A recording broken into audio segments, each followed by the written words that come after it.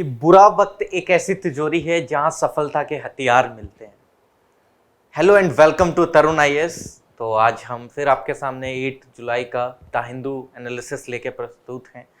तो आज के द हिंदू में क्या क्या इंपॉर्टेंट था, क्या क्या नहीं, और प्लस इसमें हमने इंडियन एक्सप्रेस का भी हम लेके आते हैं, जैसे कि तो कुछ आर्टिकल इंडियन एक्सप्रेस के भी आपको देखने को मिलेंगे, सिर्फ द हिंदू नहीं। तो उसमें देखते हैं कि हमारे लिए क्या क्या इंपॉर्टेंट है, क्या क्या नहीं। तो चलिए ठीक है, स्टार्ट करते हैं। Now the first article is defamation से रिलेटेड आपको देखने को मिलेगा। डिफामेशन से कैसे?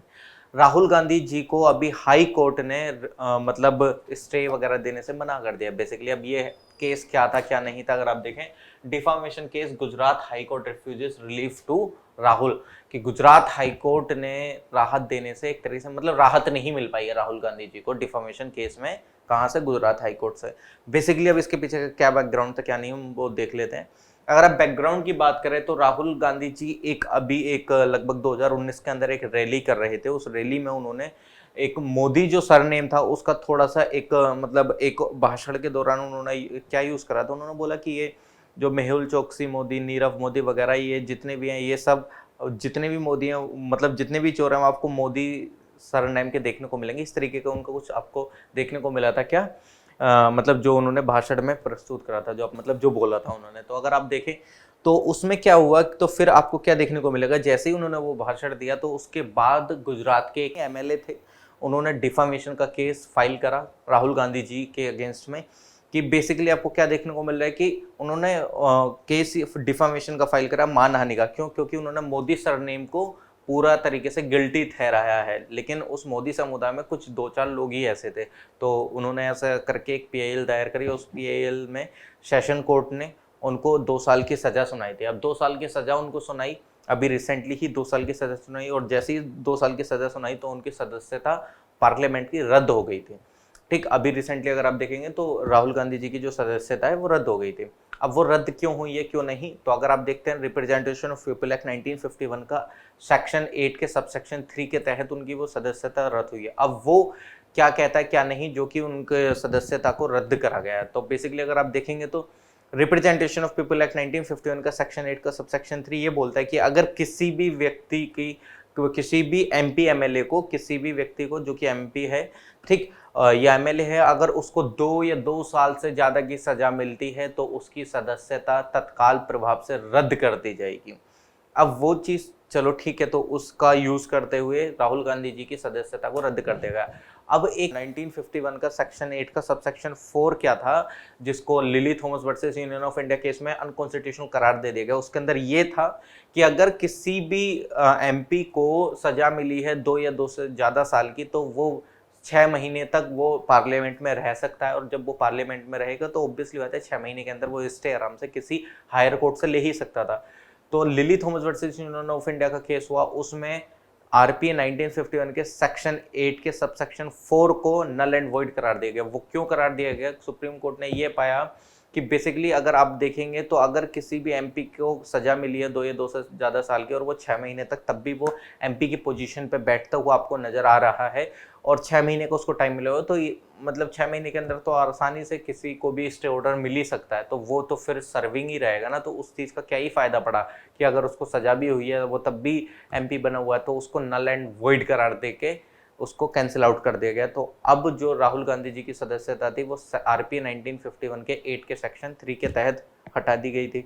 ठीक, उनके पास क्या प्रोविजन थे कि वो हायर कोर्ट जा सकते हैं। हायर कोर्ट, अभी वो गुजरात हाई कोर्ट गए थे तो वहां से उनको भी राहत नहीं मिली है। अब वो अपर हायर कोर्ट, सुप्रीम कोर्ट भी जा सकते हैं। तो अभी उनके पास ये प्रोविजंस आपको देखने को मिल जा रहे हैं। तो ठीक है, ये सब हमने डिस्कस कर लिया। बेसिकली जो डिफॉर्मेशन केस है वो सेक्शन 499 500 आईपीसी के अंदर में रजिस्टर्ड करा जाता है, अगर आप देखेंगे तो ये लीगल प्रोविजन अभी हमने डिस्कस ही करा। लिली थॉमस का जो केस था, सेक्शन 8 का सब सेक्शन 4 को नल एंड वॉइड करार दे दिया गया। आगे देख लेते हैं। आगे हमारा न्यूज एडिटोरियल एनालिसिस जो कि द हिंदू का आपको देखने को मिलेगा। द हिंदू का आपको देखने को मिला the long road to finding true peace in Yemen. अगर आप देखें तो अभी काफी लंबा समय तय कर, मतलब काफी लंबी सड़क है यमन में पीस को ढूंढना। एक तरीके से क्या देखने को मिलेगा, जो हुतई कम्युनिटी है, हुतई कम्युनिटी का आप मतलब अगर आप देखें तो यमन और सऊदी अरब के बीच में टेंशन चलता रहता है। यमन की जो हुतई कम्युनिटी वो सऊदी अरब में अटैक करती रहती है, सऊदी अरब को वो उसको टैकल करता है। तो दोनों के बीच में अभी लगभग 8 साल हो गए हैं इस तरीके का देखते हुए युद्ध वगैरह। तो उसके मीडिएशन वगैरह की बात करी जा रही थी कि दोनों में आपस में किस तरीके से पीस वगैरह मेंटेन करी जा सके। लेकिन सबसे पहली बात कि उसमें आड़े क्या चीज़ आ जाती है कि ये हुतई कम्युनिटी की कुछ डिमांड, ठीक, और सऊदी अरब की कुछ डिमांड। तो अगर मैं हुतई कम्युनिटी के जो मतलब जो पीस से रिलेटेड जो चैलेंजेस देखने को मिलेंगे कि आपसी सहमति ना होने के पीछे क्या चैलेंजेस हैं, तो सबसे पहले अगर आप देखते हैं तो हुतई कम्युनिटी डिमांड करती है कि जो सऊदी अरब है वो उनको सैलरी पे करे, कंपेंसेशन दे, जो भी वॉर वगैरह जो लड़ाई वगैरह में डैमेज हुआ है उनसे रिलेटेड। और और जो कि सऊदी अरब है उस चीज़ को देने से मना करता है, हेजिटेट करता है कि हम तो इतनी बड़ी कंट्री, हम ऐसे कैसे झुक जाएंगे, वो वाला सेंस आ जाता है ना सब में। तो वो वाली चीज़ हुतई प्रीफर करता है कि डायरेक्ट नेगोशिएशन देखने को मिले सऊदीज के साथ। लेकिन जो सऊदीज हैं वो चाहती हैं कि want to mediate between Yemeni factions, तो मतलब कुछ एक मीडिएटर टाइप से ऐसा देखने को मिलेगा। लेकिन वो चाहते हैं हुतई की डायरेक्ट नेगोशिएशन देखने को मिले, ठीक। तो वाली चीज़ आ जाती है। अब कॉम्प्लिकेशन रोल क्या है यहाँ पे यूएई का, अगर आप देखें तो यूएई बैक करता हुआ आपको नजर आएगा किसको, साउथर्न ट्रांजिशनल काउंसिल को, ठीक, जो कि बेसिकली अगर आप देखेंगे तो independence for southern provinces opposing a united Yemen, मतलब अगर आप देखेंगे तो यूएई बैक करता है एसटीसी को, ठीक, and seeks independence for southern provinces opposing a united Yemen. और जो एक यूनाइटेड मतलब एकजुटता वो नहीं देखना चाहता, एक तरीके से उसको अपोज करता है कौन, एसटीसी किसकी, यमन की एकजुटता को। अगर आप देखेंगे यूएई कंट्रोल करता है जो अधिकतर जो पोर्ट स्ट्रेटेजिक लोकेशन जो कि यमन में है, और काफ़ी जियोपॉलिटिकल और कमर्शियल इंटरेस्ट उसका देखने को मिल जाता है यूएई में, ठीक। तो वो नहीं चाहता कि उसका इंटरेस्ट बाद में जाके खराब हो, क्योंकि जहाँ जिसको फ़ायदा देखने को मिलेगा वो तो वही चीज़ करेगा ना। अब अदर चीज़ करेगा तो उसको फ़ायदा नहीं देखने को मिलेगा, तो कैसे बातें होंगी, ठीक। सऊदी अरब का डिज़ायर है कि वो यूनाइटेड यमन असर्ट करे, इन्फ्लुएंस करे साउथर्न प्रोविंसेस और पोटेंशियल की, मतलब बेसिकली सऊदी अरब का भी वही इंटेंशन आपको देखने को मिल जाता है कि काफ़ी पोटेंशियल ऑयल पाइपलाइन वगैरह से रिलेटेड देखने को मिल जाती है, ठीक। हर एक कोई अपना इंटरेस्ट देखना चाहता है, दूसरे का तो नहीं देखना चाहेगा ना। ईरान का इन्फ्लुएंस एंड राइवलीज अगर आप देखें तो ईरान अगर चाहे तो वो मेंटेन कर सकता है टाइज हुतई के साथ और कंसोलिडेट कर सकता है, consolidate its presence in Yemen despite Saudi Iran bonhomie. अगर आप देखें ईरान का वगैरह से, तो दोनों में एक टसल को जो है थोड़ा सा रोका भी जा सकता है अगर इस तरीके की चीज़ें होने लगे कि ईरान अगर काफ़ी अच्छे से हुतई कम्युनिटी के साथ टाइज वगैरह बनाने की कोशिश वगैरह भी करता हुआ आपको नज़र आता है, ठीक। और अगर आप देखें तो रीजनल इंटरेस्ट भी आपको काफ़ी लेवल पे देखने को मिल जाते हैं। तो ऑब्वियसली बात है, जब रीजनल इंटरेस्ट वाली बात आ जाती है तो मीडिएशन करना, मध्यस्थता करना काफ़ी मुश्किल सा हो जाता है। तो इन सब चीज़ों, अगर मैं कंक्लूजन की बात करूँ, इन सब चीज़ों को मद्देनज़र रखते हुए हर एक का इंटरेस्ट आपको देखना होगा, ठीक। ऐसे नहीं कि आप सिर्फ अपने पर्सनल बेनिफिट के लिए चीज़ें कर रहे हैं, you have to take care of all people. तो जब आप सबका देखेंगे तो मे बी आप एक पीस टॉक पे आ सकते हैं, ठीक। चलिए ठीक है, नेक्स्ट देख लेते हैं। नेक्स्ट आपको ये द हिंदू का नहीं, द इंडियन एक्सप्रेस का आपको देखने को मिल रहा है कि how semiconductor became the flash point in the US China rivalry. ये यूएस चाइना के बीच में जो आपको सेमीकंडक्टर है वो कैसे मतलब एक राइवलरी का कारण बनता है, आपको नज़र से देखने को मिल जाता है। तो अगर आप देखें तो ग्लोबल चिप वॉर आपको देखने को मिलेगी, चाइना और जो भी वेस्टर्न वाली कंट्रीज आपको देखने को मिल जाती हैं, ठीक। क्योंकि जो आपको सेमीकंडक्टर है वो काफ़ी इंपॉर्टेंट है, क्रिटिकल इंपॉर्टेंट है आजकल की टेक्नोलॉजी में। क्योंकि ऑब्वियसली बात है, जो सारी चीज़ें अगर आप कोई भी डेवलपमेंट आपको देखने को मिल रही है, कोई भी आपको मतलब प्रोडक्ट वगैरह ऐसा कुछ भी देखें तो वो सेमीकंडक्टर को उसमें यूज़ होना ही है। तो सेमीकंडक्टर आज का एक नया तेल उभर के आता हुआ आपको देखने को मिलेगा। और जो सेमीकंडक्टर होते हैं बेसिकली आपको सिलिकॉन से बनते हुए नज़र आते हैं। ये इसेंशियल कंपोनेंट है, जितने भी इलेक्ट्रॉनिक डिवाइसेस वगैरह हैं उनमें यूज़ ही करा जाता है ये, ठीक। और जो चाइना और वेस्ट है वो कंट्रोल करना चाहते हैं किसको, सेमीकंडक्टर मैन्युफैक्चरिंग वगैरह को, और supply chains due to their significant economics and strategy value, ठीक। तो ऑब्वियसली बात है, देखो आजकल के ज़माने में जिसके पास सेमीकंडक्टर है वो काफ़ी अच्छे से चीज़ों को कंट्रोल कर सकता है, ठीक। क्योंकि टेक्नोलॉजी का ज़माना है, इलेक्ट्रॉनिक डिवाइसेस आएंगे, सेमीकंडक्टर का यूज़ करना बहुत ज़रूरी है। विदाउट सेमीकंडक्टर आप इलेक्ट्रॉनिक डिवाइसेस कैसे कर पाएंगे क्रिएट वगैरह, ठीक। तो ऑब्वियसली बात है, जिसके पास सेमीकंडक्टर का काफ़ी अच्छे से भंडारण है वो आज का राजा टाइप से हो अपने आप में, मतलब सोच सकते हैं कि हाँ वो राजा है एक तरीके से। जो ये सेमीकंडक्टर है वो एक फ्लैश पॉइंट कैसा बना, अगर आप कोविड-19 पैंडेमिक देखें तो उसने वर्ल्ड का जो रिलायंस है सेमीकंडक्टर पे वो एक्सपोज कर दिया था, ठीक। क्योंकि जो सारी सप्लाई चेन थी वो डिसरप्ट हो गई थी और एक नीड निकल के आई थी कोविड-19 में। अगर आप देखेंगे क्या कि जो सेमीकंडक्टर है उसका बेसिकली कितना क्रूशियल रोल है कि नहीं है, और जो यूएस चाइना में जो ट्रेड देखने को मिलता है, टेक्नोलॉजिकल कॉन्फ्लिक्ट जो थी वो उस टाइम पे और ज़्यादा इंटेंसिफाइड होती हुई आपको नज़र आई थी, ठीक। और जो डिपेंडेंसी आपको ताइवान पे देखने को मिल जाती है, और जो मतलब बिकॉज कि वहाँ से काफ़ी अच्छे से आपको देखने को मिल जाता है ना ताइवान से आपको क्या सेमीकंडक्टर वगैरह। ठीक, चलिए नेक्स्ट देख लेते हैं कि जियोपॉलिटिकल इंटरेस्ट और कंसर्न आपको क्या देखने को मिल जाते हैं। चाइना का एम है कि वर्ल्ड क्लास मिलिट्री रिलाइज, मतलब जो उसकी जो मिलिट्री है वो काफ़ी अच्छे से टेक्नोलॉजिकल टूल्स का इस्तेमाल करते हुए नजर आए, मशीनरी का इस्तेमाल करते हुए नजर आए। अगर वो उनका इस्तेमाल करेगी तो ऑब्वियसली बात है वो काफ़ी अच्छे से टैकल आउट कर पाएंगे चीज़ों को। ठीक, और यूएस बरीज है चाइना के इन्हीं सब एडवांसमेंट को रिलेटेड, क्योंकि चाइना के पास इजीली एक्सेस मिल जाता है किसका, सेमीकंडक्टर वगैरह का। ठीक, और इसी वजह से वाशिंगटन यानी कि वो जो आपको यूएस देखने को मिलता है, यूएस की कैपिटल वाशिंगटन, तो वाशिंगटन ने काफ़ी रेस्ट्रिक्शन वगैरह भी इम्पोज करे हैं। और इन मतलब जो इन्वेस्टमेंट है उन्होंने अपने डोमेस्टिक सेमीकंडक्टर मैन्युफैक्चरिंग पे बढ़ा दिया, क्योंकि चाइना को आपको देखने को मिल रहा है काफ़ी अच्छे से इजीली चीज़ें अवेलेबल है, वो अपनी आर्मी को काफ़ी एडवांस लेवल पर पहुंचा सकता है, लेकिन यूएस को देखने को नहीं मिल रहा है। तो ऑब्वियसली बात है कुछ रेस्ट्रिक्शन लगाए और अपने यहाँ की डोमेस्टिक मैन्युफैक्चरिंग पे सेमीकंडक्टर की उसने इन्वेस्टमेंट ज़्यादा करती देखने को मिल जाएगा। ठीक, और ताइवान आपको एज अ सेमीकंडक्टर लीडर देखने को मिल जाता है। ऑब्वियसली बात है कि ताइवान की जो सेमीकंडक्टर मैन्युफैक्चरिंग कंपनी है वो बेसिकली एक एज अ ग्लोबल लीडर निकलती हुई आपको नज़र आ जाएगी, बिकॉज ताइवान में काफ़ी अच्छे से सेमीकंडक्टर का आपको स्टॉक देखने को मिल जाता है बहुत अच्छे लेवल पे। ठीक, और जो नीदरलैंड की जो एक ASML करके एक कंपनी आपको देखने को मिलेगी, वो भी काफ़ी अच्छे से की player in advance lithography tools for semiconductor manufacturing, तो उनके पास भी काफ़ी अच्छे से सेमीकंडक्टर मैन्युफैक्चरिंग के लिए नीदरलैंड बेस्ड एक कंपनी, उनके पास भी बहुत अच्छे से चीज़ें हैं। ठीक, तो ये प्लेयर आपको देखने को मिल जाएंगे, यानी कि कुल मिला के वो कि जिनके पास सेमीकंडक्टर है वो काफ़ी तगड़े लेवल पर आपको प्लेयर निकलते हुए देखने को मिल सकते हैं। ठीक, तो आजकल का जो सोना है वो सेमीकंडक्टर आपको देखने को मिल जाता है इंटरनेशनल मार्केट में अकॉर्डिंग टू दिस। अगर करंट स्टेटस देखें तो चाइना ने रिसेंटली एक्सपोर्ट पर रेस्ट्रिक्शन लगाए हैं जर्मेनियम एंड गैलीलियम पे, जो कि एक वार्निंग एंड रिटेलिएटरी मेजर लिया गया। तो ऑब्वियसली बात है उनके पास ये चीज़ें थी, उन्होंने रेस्ट्रिक्शन लगा दिया। ठीक, और इसी वजह से आपको कॉम्प्लिकेशन वगैरह ये सारी चीज़ें देखने को मिल जाती हैं। ठीक, वही फिर आपको टिट फॉर टैट वाली चीज़ें देखने को मिले कि जैसा तुम करोगे वैसा हम करेंगे, तो उसने सेमीकंडक्टर पर लगा दिया, यूएस कुछ और लगा देगा, है कि नहीं।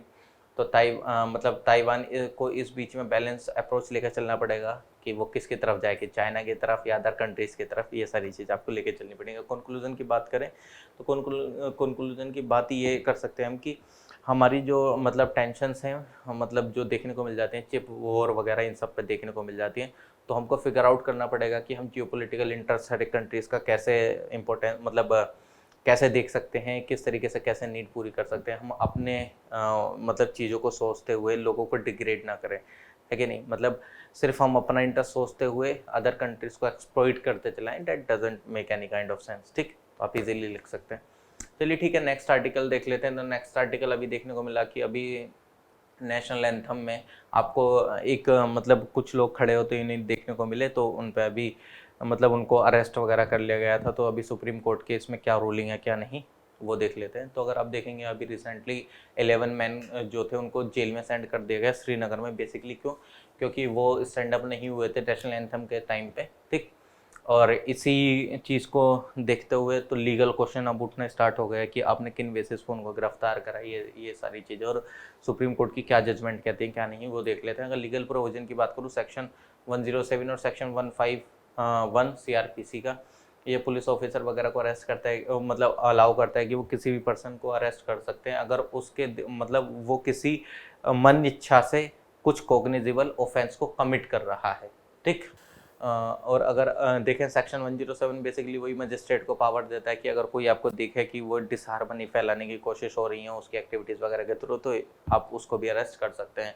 तो एक आपको एक जजमेंट देखने को मिलती है बाय जो इमैनुअल केस करके। तो इस केस में क्या बोला था कि supreme court protected 3 Jehovah's witness children who did not sing the national anthem due to religious belief. मतलब बेसिकली जो 3 बच्चे थे 1986 में केस देखने को मिला, तो उनको नेशनल एंथम में उन्होंने गाया वगैरह नहीं था। तो उस टाइम पे उनको मतलब सुप्रीम कोर्ट ने रूलिंग उस टाइम पे ही निकल के आई थी कि अगर आप उन पे चीज़ें इम्पोज करते हैं तो जो आपका आर्टिकल 25 है आप उसको वायलेट कर रहे हैं। ठीक, कि आप उनको ज़बरदस्ती बोल रहे हैं कि आप ये सारी चीज़ें करिए।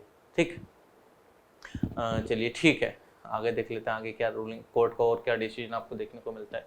ठीक, तो अगर आप कोर्ट का देखें तो कोर्ट स्टेटेड स्टैंडिंग रेस्पेक्टफुली, मतलब अगर आप खड़े होते हैं रेस्पेक्टफुली बिना गाए हुए नेशनल एंथम को, तो does not prevents it singing और disturb the assembly engaged in singing. तो ये चीज़ आपके सिंगिंग वगैरह को डिस्टर्ब नहीं करते। मतलब सिंपल कुल मिलाकर अगर आप खड़े भी हो जाते हैं, अगर आप गाते नहीं हैं, तो this thing is not creating any kind of violence. ये सारी चीज़ें वो सुप्रीम कोर्ट ने उसमें बोला भी था। और जो प्रिवेंशन ऑफ इंसल्ट तो नेशनल ओनर एक्ट 1971 देखने को मिलता है। ये प्रिस्क्राइब करता है कि prescribe jail for intentionally preventing the singing of the national anthem और कॉजिंग डिस्टर्बेंस। ठीक, अगर आप देखें बेसिकली जो 1971 का एक्ट है, तो अगर आप इंटेंशन मतलब किसी को जेल भी हो सकती है 1971 के तहत, क्या कि जिस टाइम पे वो मतलब सिंगिंग वगैरह नहीं कर रहा और कुछ ऐसा कोई डिस्टर्बेंस क्रिएट कर रहा है सिंगिंग करते समय और लोगों को, ठीक, तो उस टाइम पे ये सारी चीज़ें हो सकती हैं। क्योंकि अगर आप देखें तो अभी एक वीडियो भी वायरल हुआ था मेरठ वगैरह साइड से, तो कुछ पर्सन थे, तो वो बेसिकली क्या देखने को मिल रहा है कि वो गाने मतलब कुछ डिसरेस्पेक्ट कर रहे थे, तो वो ये सारे एक्ट के थ्रू उनको भी क्या करा गया था, अरेस्ट वगैरह करा गया था। तो अगर जजमेंट देखें तो 2016 की जो सुप्रीम कोर्ट की जजमेंट है, वो उसने क्या बोला था कि जो सिनेमा हॉल में आपको नेशनल एंथम प्ले करना पड़ेगा किसी फिल्म को स्टार्ट करने से पहले, बट इसका मतलब ये नहीं है कि अगर कोई भी खड़ा हो जाता है तो उसके लिए मैंडेटरी है कि उसको गाना ही पड़ेगा। ठीक, वो उसकी चॉइस है कि वो गाए या ना गाए, बट हाँ आप खड़े हो सकते हैं सम्मान में। कंक्लूजन की बात करी जाए तो बेसिकली हमें इन सब चीज़ों को काफ़ी अच्छे से इंप्लीमेंट करना होगा, जिससे कि ये कम्युनल वायलेंस वगैरह का रूप ना ले लें। मतलब बेसिकली हमको एज कोई रिलीजियस चीज़ें ना इंक्लूड करनी, क्योंकि हमारी मातृभूमि है। ठीक, इंडिया अगर आप देखें तो बेसिकली एक एज अ कंट्री देखा जाए ना कि रिलीजियस एंगल से, तो ऑब्वियसली बात है नेशनल एंथम तो वैसे गाना चाहिए ही, बट हाँ ठीक है, जो नहीं गाना चाह रहा उसको अब कैसे ही हम क्या कर सकते हैं, है कि नहीं। तो बेसिकली मतलब जो फंडामेंटल ड्यूटीज़ वगैरह हैं वो हमको वैसे मतलब ओब्लिक तो नहीं करती हैं, लेकिन वो हमको बताती हैं कि हमें ऐसा करना चाहिए। ठीक, तो नेशनल एंथम के लिए तो इतना सभी कर सकते हैं, बट हाँ उसका डिसरेस्पेक्ट नहीं करनी चाहिए। ठीक, देश से बड़ा कुछ नहीं है। ठीक, तो चलिए ठीक है, अब हम आपसे मिलेंगे नेक्स्ट वीडियो में, नेक्स्ट एडिटोरियल में 9 जुलाई को। ठीक, चलिए तब तक के लिए आप हमारी वीडियो को लाइक, शेयर एंड सब्सक्राइब कर सकते हैं, और आप हमारा PDF डाउनलोड कर सकते हैं टेलीग्राम चैनल से। ठीक, चलिए ठीक है, मिलते हैं नेक्स्ट वीडियो में। Thank you everyone.